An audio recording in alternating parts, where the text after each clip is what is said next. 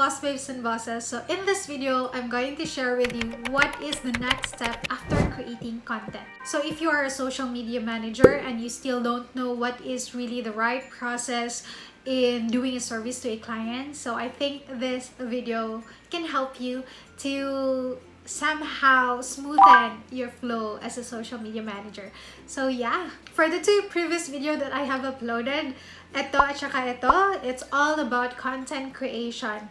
So now, after content creation, ano na yung gagawin nyo? So the next step would be the client's approval. Okay, for this stage, not all the clients would like to check your work. I have a few clients na ayaw na nilang i-check yung ginagawa ko because for them, they hired me para hindi pa sila mag-spend ng time when it comes to their social media. But for my other clients as well, they would also like to check first kung ano yung mga mapapublish sa social media nila before ito mapublish. So it really depends lang talaga. You can ask your client if they want to check it first or not.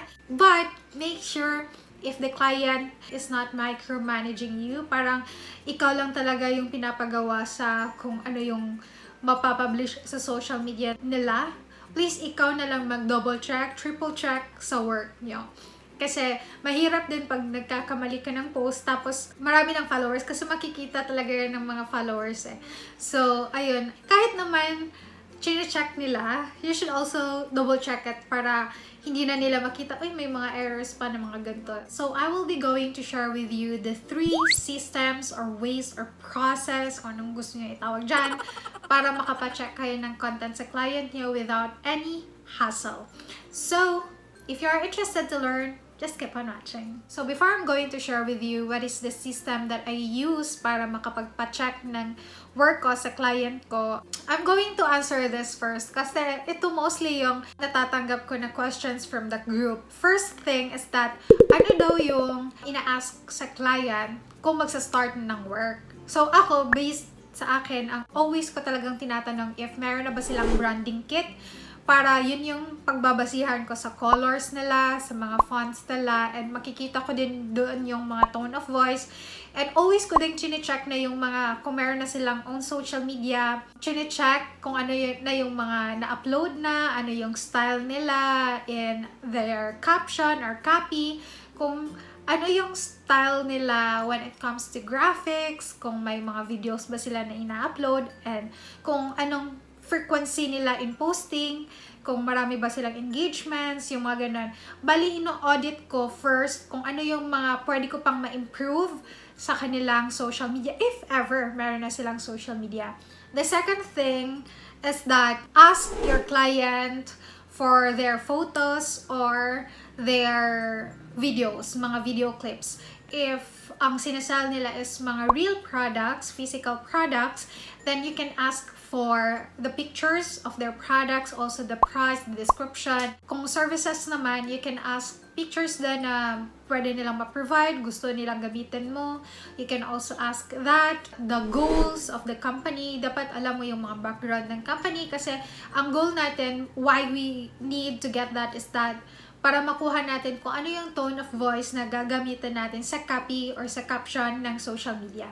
And the next thing is that ask for the target audience. Ano ba talaga, sino ba talaga yung target audience nila, and ano yung goal ng social media accounts nila? Is it to sell? Is it to make awareness? Is it to make engagements? Is it to build trust? Dapat malaman mo talaga kung anong purpose nila, why they hire you, ano pala yung goal, para magka-sale ba sila, para ba may pumunta sa website nila, and so on. You have to know that because that is your basis kung paano at ano yung gagawin mo ng mga post for them. And also, if ever meron na silang templates for their graphics, you can also ask that. Pero kung wala, you can also make your own. Meron akong clients kasi na meron na silang graphics, tapos change na lang yung mga text, change na lang yung photos. So, that is easier. Tapos, lalagyan ko na lang ng caption. Meron din clients, guys, na sila na yung naggagawa ng caption, tapos graphics na lang gagawin mo, tapos isa-schedule mo na lang. For the copy, they will do it for you na. Meron din ganon. You will just have to ask your client lang kung ano ba talaga yung kailangan nila na help from you and ano yung mga ma-provide nila for you. Yun talaga yung mga major na needed mo malaman before you are going to start working on their social media accounts. So the next question is that why do we need to ask our client to check our content before siya ma-publish? Okay, so again, this one, sometimes hindi na nila chine-check, pero mas gusto ko talaga na sana i-check lang ni client yung work ko before siya ma-publish kasi less error yung mga ma-publish. And then, para makita nila kung tama ba yung tone of voice na ginagamit ko, on point ba yung design ko, okay ba yung caption na nilagay, yung mga ganon. For me lang ha, I will really ask my client if they can check it before I'm going to publish it. At least siguro for a month or 2. Kadalasan kasi sa caption ako na nawo-worry. Kasi I'm not sure if I'm using the right tone of voice. Yun talaga yung parang mas hesitant ako. That's why I want them to check it first. Kung nakuha ko na, ganito lang pala yung kind of caption na mga gusto nila. So, pag nakuha ko na, ayun, sometimes hindi ko na pinapacheck, diretso upload na. Siguro 1 or 2 months of doing that caption thing or copy thing and the graphics, pag wala na sila masyadong pinapachange, pwede nyo nang hindi check sa kanila. So, the next question is, how frequent ba yung mga content na gagawin mo? Okay, so, based sa mga current clients ko, hindi ako daily nag-upload ng mga content sa mga social media accounts nila. The most na yung 3 times. And then, another one, Facebook Live. Hindi ako ang nagpa-Facebook Live. Sila ang nagpa-Facebook Live. And then, Facebook and Instagram Live. Per sa social media accounts ko na hinahandle ng mga interns, I ask them to do daily para ma-practice ang content creation nila. Kasi yan naman yung purpose ng program natin, internship program natin na ma-practice yung content creation, graphic creation, copy or caption creation, yung mga ganun, and how to read analytics. So, yan naman talaga yung purpose. So, that's why I ask them to post daily except for Sunday because it's a rest day, family day. So, ayan, just ask your client lang if ano yung preferred nila. Basta mag-ask sila, just recommend 3 to 5 content lang, hindi talaga daily. So, kayo na bahala. You can go check their analytics kung saan yung 3 to 5 days na always mataas yung engagement. Then, dun kayo mag-post sa days na yan. So, for the checking naman, make sure na advance kayo 1 week, 2 weeks, or 3 weeks, or 1 month. Pero kung 1 month kasi, matagal na upuan yan. So, kung pwede, 1 week or 2 weeks in advance kayo na ipapacheck niyo sa client nyo. So, for example, next week, may dapat ma-publish na kayo. Dapat before pa na week, napacheck niyo na sa client nyo para hindi yung last minute na kayo nagpapacheck kasi most likely niyan, hindi talaga always available yung client nyo to check the work. So, may cases na hindi pa nila ma-check, tapos dapat mo na siyang i-publish. So, just make sure na available na yung content for checking a week before ma-publish ang content. So, the first way that I'm going to share with you how to let your client check your work is through Canva. So, ito yung ginagawa ko sa client ko before. Just click the link below to create your own account. Pero kung meron na, just sign in. And then, ito yung ginagawa ko sa client ko before. Nung time na yun, wala pang content planner. For example, we will create an Instagram post. For example, ito yung first post ko. Dito ko nilalagay yung date, time, or caption. And then, call to action. Sample caption here. Sample call to action here. And then, I will just hit save. Ginagawa ko, kung iisa lang ang image, hindi siya yung slides, meaning marami siyang image in just one post. Pero kung madami siya, yung ginagawa ko is, etong isang link na to is for 1 day lang. Ganyan lang. Pero if ever, kung yung post mo, or yung kadalasan na ginagawa nyo na image is one post, one image lang din, ginagawa ko na siyang per week. Like, sample ganito. Tapos, change ko lang tong ganito. And then, here, kina-copy and paste ko lang siya. Tapos, sini-change. Para the same lang din yung, the same yung layout. Tapos, sini-change ko dito yung caption. And then, call to action. Ayun. For example, yan na naman. And then, this is for another 13. And, ganyan lang yung ginagawa ko before.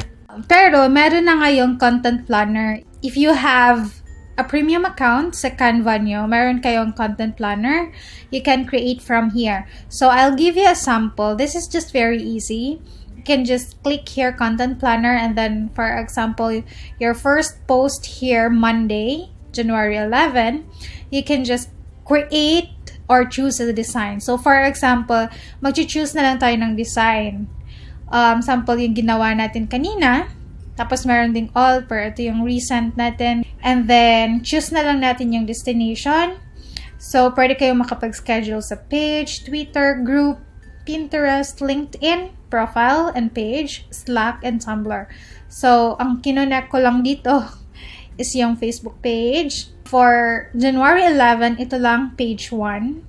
And then, you can just write here the sample caption, save draft. Again, save draft nyo lang siya. Mamaya nyo na siya schedule if ever ma-check na ni client. So, the client can also edit the graphics. Kung gusto niya i-edit, just click here. Tapos, edit design or change the time and date. Maraming pwede dito magagawa ang clients or kayo. Pwede niyo din siya ilagay as part of the team. Ito, nilagay ko din yung twin sister ko as part of this. So, basically, she can also see this content planner na ginawa ko. So, ayun.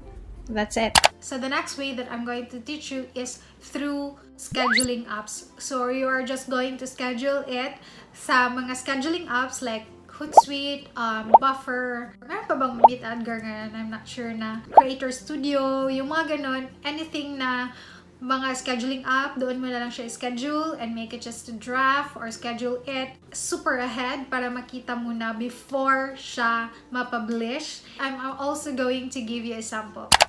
So, here naman, using the scheduling apps, just make sure that you create a post na i-save draft niyo lang siya. Baka ma-publish na siya tapos hindi pa na-check. And I'm currently here in the Facebook Creator Studio. Just make sure na kung marami kang hinahandle na page, ito lang yung i-check nyo, yung kung saan kayo magpo-post. Kasi pag naka-check siya lahat, baka sa lahat din na page nyo yun ma-post. So, for example, I'm gonna create a post here, just a sample post. And then, pwede stories, pwede din dito, create like that, and then sample post, then maybe you create a photo na, ito na lang, sample this one, and then here, so yan, dito niya i-click yung schedule, but don't click here sa schedule kasi nga baka ma-publish na siya tapos hindi pa na check. So, just click save draft. Then, makikita mo yung mga content dito sa library. And then, you can click here or the client can click here sa save drafts. And then, dito niya makikita. But then, some of the clients really don't know how to navigate this kind of scheduling apps. So, just make sure dito yung Facebook at magkaiba ang Instagram. So, for Instagram then, just the same. Instagram feed, sample, and then for the content, upload nyo lang din, and then okay, save drafts, and then save drafts na naman. Makikita din yan siya sa content library na nasa draft na tab. Photo post here. Then again, just always make sure na dapat kung saang page nyo lang siya i-post kasi baka kung marami kayong hinahandle na page, magkabali-baliktad yung mga post nyo. Then, yeah, I guess that's it. So, the third way is to use Airtable. This is the process or the system that I'm implementing with my interns. I will just give them the form para doon sila mag-fill out and then papasok na siya sa Airtable grid view, and doon ko na chine-check, and then they can also see that one, and then pwede na kaming mag-communicate, converse doon. And yeah, it's just so very easy. I will share again my screen para makita nyo kung paano siya gawin. So we are here now in airtable.com, and just type it in here, and then if you still don't have an account to this, I have also a link below. You can use that one to create your own account, but if meron na, just log in and then go to your workspace. Kung wala pa kayong workspace, you can create here. And then, sa workspace, maraming base. Pwede ka makagawa ng maraming base. So, I created one for our SMM account sa BossedUp PH. So, ganito yung pinapagawa ko sa mga interns ko. So, we have this. We are using this one starting September. Then, dito nila nilalagay lahat ng mga content for our BossedUp PH page, Facebook page, and Instagram. So, sinesend ko lang to na form. Ito. Don't worry because I will teach you how to do it sa inyo din na account. So, ito, ginagawa nila, they will just put something, for example, 31, siguro, let's say 9 p.m, options, Instagram, LinkedIn. Dito nila ipapublish, tapos sample, caption, the Canva link, it should be editable again. So, for example, it's a celebration, status, waiting for approval, and then they will really put first me para every time na meron silang isesend, mano-notify ako sa email ko na meron na silang sinend na content, and then they will just pick their name here, for example, Mavi, then click submit, and then when they go back here sa grid, makikita nila dito sa pinaka-last yung sinend nila, and then as you can see, tumunog yung laptop ko kasi again, na-notify ako here.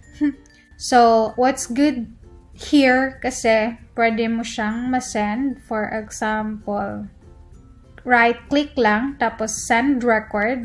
Tapos ito kasi yung ginagawa ko sa client ko kasi hindi niya talaga agad-agad ma-check. So, sinesend ko ulit. So, for example, isisend ko again sa kung sino man yung dapat maka-check ng content ko, or maybe the email of your client. Can you please check my content for this week? Tapos, masisend sa kanya ito.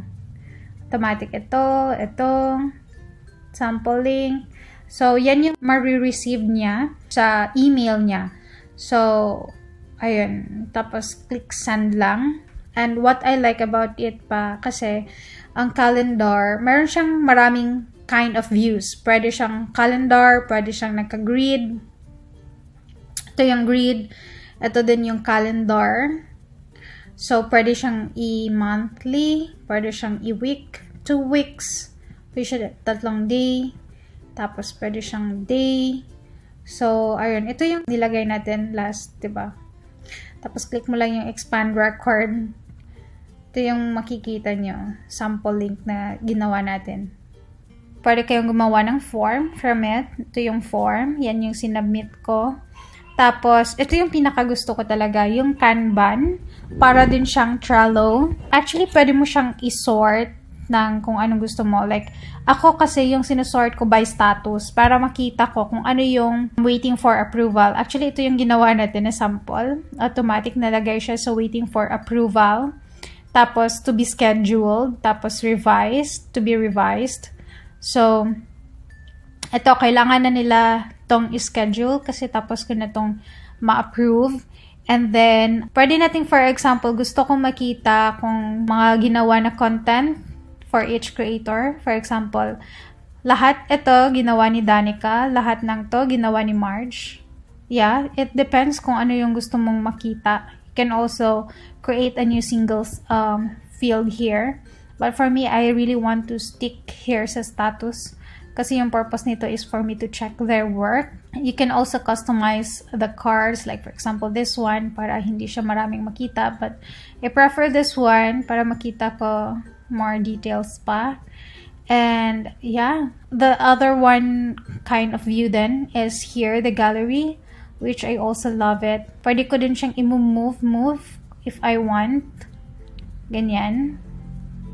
And if I want to expand it, just click it.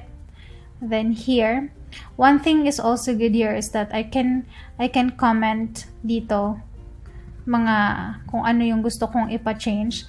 Tignan nga natin dito sa grid. Makikita na may comments kung ganito. For example, this one. So, ayan, you can see, diba, meron ditong dalawa. Meaning, may dalawang comment. Balik tayo dito. For example, ito pa talaga yung ginawa nyo. You just add workspace, create workspace, but ayoko nang gumawa ng workspace, or you can just click here, add workspace, and then create base. So, for example, wag tayong mag-start a template. Doon tayo sa start from scratch. And then, pili ka lang. Sige, let's do blue, and parang bet ko yung and then click natin yan, tapos lagyan natin ng sample, and then ganito. So grid talaga yung pinakauna. Dito nyo lagyan ng date, publish, and time, tapos click nyo lang dito here kung ano yung gusto nyo. May email, may date, tapos make sure to include the time. So 12 hours, 24 hours. Mas gusto ko yung 12 hours. And then use the same time zone for the collaborators, and then save. So automatic na yan na ganyan yung format here. If you're going to put a details here like expand, so ito talaga yung lalabas. Ayun. So here sa notes, just change lang natin to. Lagyan natin ng platform kung saan siya mapapublish. So lagyan natin ng parang ano siya, mag-choose siya. Pwede kasi siyang maraming i-choose. So multiple select yung gagamitin natin. And then maglalagay tayo ng LinkedIn, Twitter, kung ano yung gusto nyo, FB, IG, and then yan, just a sample, and then here naman lagyan natin ng copy, caption. It's a long form, hindi lang siya single line, so lagyan natin ng long text, and then save. This is a single select. Isa lang yung pwede ma-select for approval, to be revised. You can add though. And then what type of content? Yung nilagay ko doon sa akin is for single lang. It's either yung content mo is promotional, and image link, tapos lagay natin dito single line lang, then save, and assign roles their form. So yeah, save natin. So sample lang to, and then para makagawa kayo ng form view. Actually, pwede kayong mag-edit dito directly. Pero kung gusto nyo mag-send lang ng form, katulad ng ginagawa ko, just click here. Form view. Tapos automatic na ganito. Then you can add a logo here. You can change form for content creation. And then just click here, open form. And ito na yung i-send nyo na form sa kanila, para dito na sila maggagawa ng content. Kung maglalagay tayo dito ng content, so let's say, tapos lagay natin sa waiting for approval, content promotion, image link, Suzy, submit. And then, tignan natin dito. Tignan natin yung Kanban. So, napunta na siya dito. Then, for the gallery, meron na tayong isa. Sa calendar, dito, may nagawa na tayo. Then, you can just expand the record if you would like to check it. And then, you can comment here. You can even mention here, someone.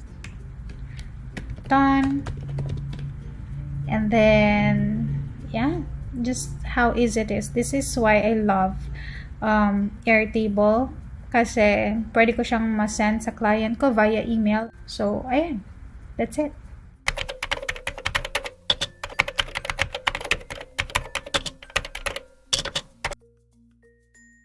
So, ayun yung mga ways ko para makapacheck ako ng content sa client ko. And if ever meron pa kayong ibang ways or masuggest na better system, I would also love to know that. Just comment down below. And if ever din na nakatulong ito sa inyo, don't forget to subscribe to my channel and hit the bell button down below so that you'll get notified every time I upload a new video. But before I'm going to end this, I would like to flex the works of my boss babes and bosses inside my group. Check this out.